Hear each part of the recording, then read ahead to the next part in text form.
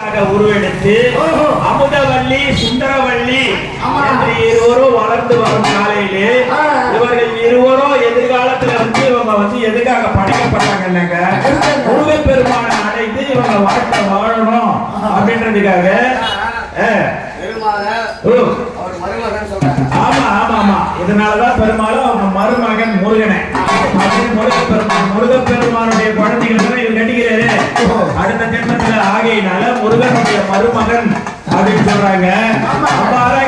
அப்படி இருவரும் தவக்கோலம் இருந்து இருவரும் அடுத்த பிறவியிலே எப்படி பிறக்கிறாங்கன்னாக்கா அமுதவல்லி வானுலகத்தை அடைந்து வானுலகத்தை தேவேந்திரன் இடத்திலே சென்று அமுதவல்லியாகப்பட்டது குழந்தையாக பிறக்கிறாங்க. இன்னொருத்தி யாருக்கு பிறக்கிறாங்கன்னாக்கா சிவ முனிவர்.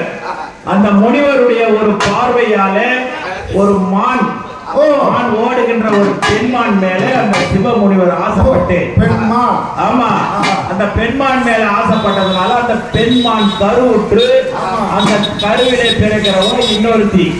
அப்படி இருவரும் பிறக்கக்கூடிய நேரத்திலே சித்தர்கள் வாழ் மலையருகில் சிறந்த நல்ல மனத்தில்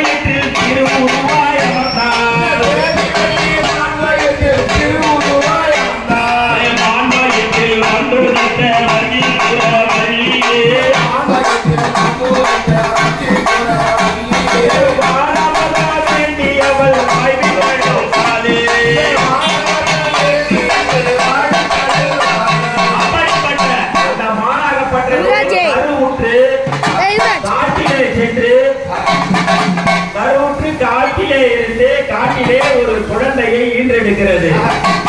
குழந்தை பர்வதராஜன் அந்த பர்வதராஜன் அப்படிப்பட்ட ஒரு சித்தர்கள் அந்த சித்தூரை சார்ந்த வள்ளி மலையில இருக்கிற ஒரு ராஜனுக்கு 7 பிள்ளைகள் பிறகுறாங்க. அவர் என்ன பண்றாரு? பெண் குழந்தை இல்லையே என்று தவறு இருக்கிறாரு.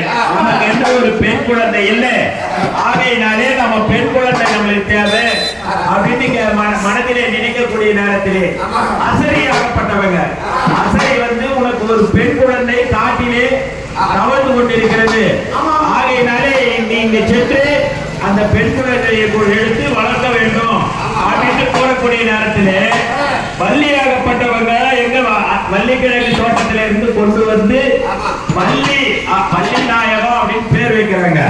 பேர் வைக்கக்கூடிய நேரத்திலே குளமுறை பேரேந்து குடையால் வள்ளி தன்னை குளத்தில் நற்காமல் வைக்க வேண்டி மகிழ்ச்சி கொண்டு அண்ணன்மார் 7 பேரும் மரமான பறவை ஒன்றை கட்டி வைத்தார்.